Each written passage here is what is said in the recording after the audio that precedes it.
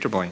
Thank you, Cathaoirleach, and firstly I'm very happy to second the Planning and Development Heritage Bill Protection Bill 2022 in the names of indeed my colleagues Senator Norris, McDowell, myself, Cockrell, Keoghan, Mullen and Clonan.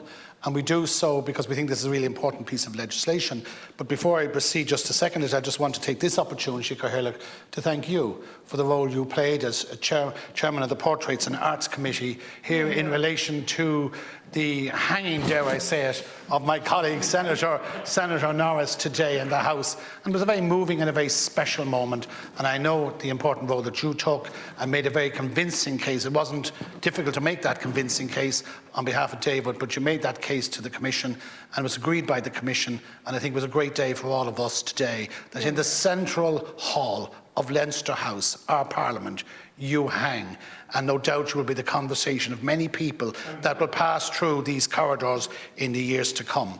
Cathaoirleach, I'd like also to welcome the Minister, particularly this Minister, who's a huge commitment and lives in the wonderful Kilkenny that is full of protected structures.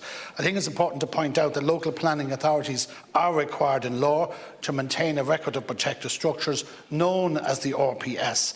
And that must be part of the County Development Plan process. There's extensive public engagement in relation to that, and in simple terms, a protected structure must fit a number of the criteria, specifically architectural, historical, archaeological, artistic, cultural, scientific, social and of technical interest. And they are the strict criteria for a protected structure. So I think it's important that we don't suggest because someone likes the colour of a building or the shape of a building, it's designated a protected structure. This is very well and strongly rooted in conservation and heritage protection and is also addressed in a number of conservation guidelines by your department.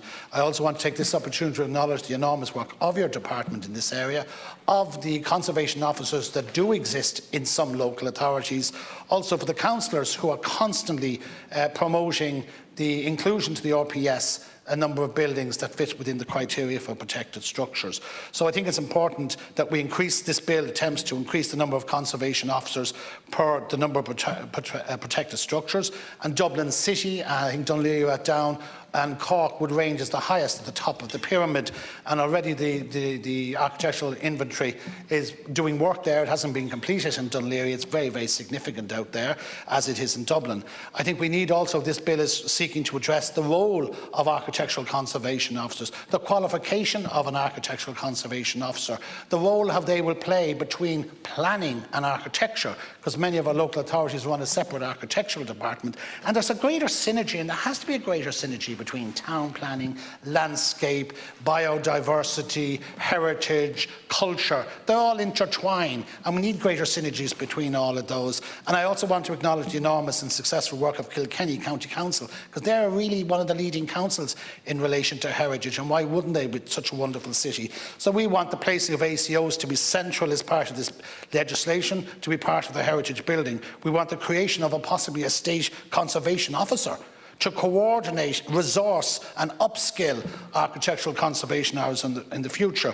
We want to review the planning legislation, and what timely time in this legislation when the Attorney General is considering a very extensive law reform and proposes that I know you're very much involved with, Minister, in relation to a new planning bill and the consolidation and the streamlining of a planning development bill. So I think this is very important, and I think the proposals in this bill will hope guide and influence some of that consideration. So we know that currently a number of local authorities have outstanding legal issues that they haven't closed off on in relation to protected structures. We know there's an issue about resources. We know there's an issue about employment. And over decades we see that many protected structures have been undermined, in some cases demolished, and no one's been taken through the court successfully, not in every case, but in some cases. So I just want to acknowledge the importance of what this bill is attempting to do. And I think, in summary, our proposed bill seeks to strengthen the protection of our built heritage and ensure that planning authorities have the necessary powers, functions, resources, finances and expertise to act quickly to protect protected structures.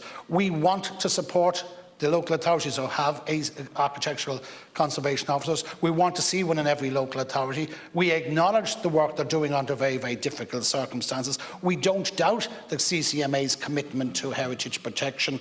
And I suppose I want to wind up by firstly thanking David for his enormous work in terms of the protection of Georgine Dublin. I want to thank the Dublin Civic Trust, and I want to thank An Taisce for their enormous work.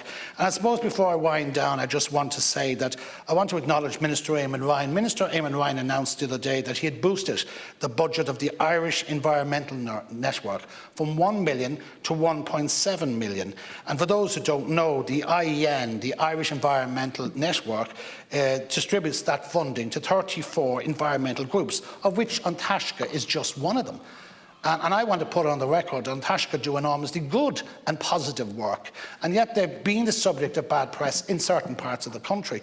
But what I like about the maturity of the government, and I want to acknowledge this, and the maturity of Eamon Ryan, that they accept they're a critical component of consultation in planning, and that the government have been mature enough to fund them. And I think there's a real role in terms of partnership with the IEN and An Taisce and the Irish Georgian Society and the Heritage Council, which I know you've done an awful lot of work with. So look, our bill wants to strengthen and resource the conservation officers and educate and assist and support and protect unique heritage buildings, be they protected structures, be they buildings in conservation areas, or be they buildings in architectural conservation area.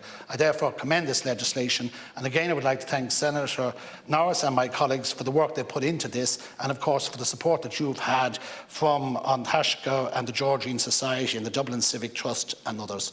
And I hope that this will be the basis of a discussion.